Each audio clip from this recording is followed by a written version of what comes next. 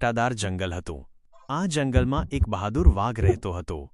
તે ખૂબ જ શક્તિશાળી હતો, જેના કારણે જંગલના બીજા બધા પ્રાણીઓ તેનાથી થોડા ડરતા હતા.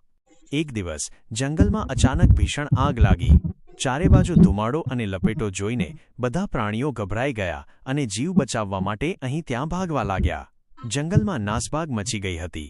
આ મુશ્કેલ સમયે વાઘે પોતાની બહાદુરી બતાવી. તેણે ગભરાયેલા પ્રાણીઓને જોયા અને મોટેથી ગર્જના કરીને બધાને શાંત રહેવા કહ્યું.